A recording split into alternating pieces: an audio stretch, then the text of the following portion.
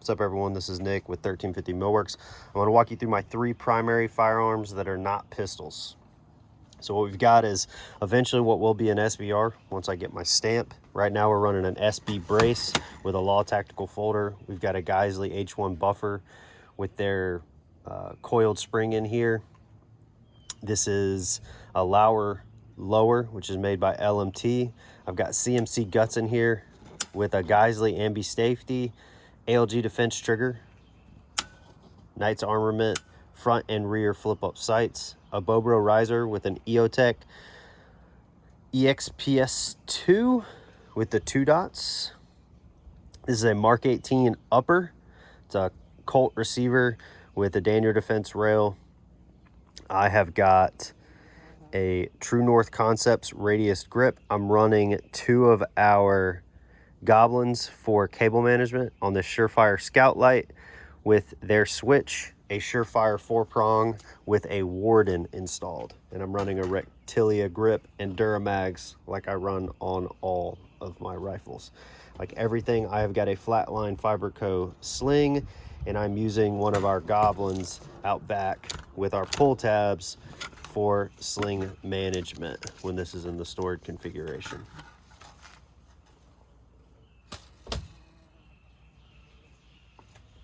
Now we will go over my Recce setup. So instead of running a bolt gun, I'm running a 5.56 chambered Recce setup. This is a Mark 116 Pro upper from Primary Weapons. I'm running an Aero Precision lower receiver with a LaRue MBT trigger. I've also got primary ratcheting castle nut on both my little shorty and this one. I've got a B5 stock with, again, a Flatline Fiberco sling. This one is padded. Got the Rectilia grip. I've got CMC guts in this one as well.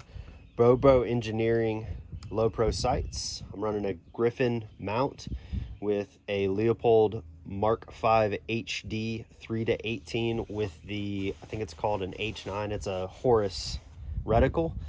I've got the Arasaka offset mount with a Holosun 507C. I'm running a Goblin up front in our Rhodesian green and the blood red configuration with a set of rail scales. I've got an Harris bipod, a Bobro mount holding my Mod Light OKW that I'm running a clicky on, and this rifle is suppressed. The Mark 116 Pro, in my experience and has proven, will shoot under a ½ inch at 100 with match grade ammo, and that's with 69 grain. Have a feeling it'll stabilize heavier bullets even better to tighten the groups up. This is actually a local can that was made in North Alabama. I'm running a Silencer Co. cover and a Yankee Hill QD quick detach brake on there. And last but not least,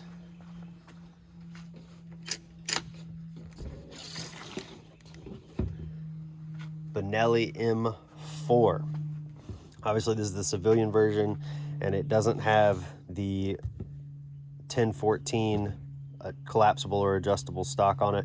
I'm running a Trigicon MRO on the factory supplied rail.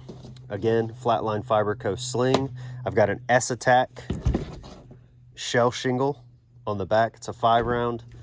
Running one of our blood red earth brown Goblins for sling management. Impact Weapon Systems QD mount with Scout Light mount up on the front as well. And again, I'm running a Flatline Fiberco sling just like all my others. So far I've shot 300 or 400 rounds through this thing. Buckshot, heavy dove loads, slugs, and she's running great.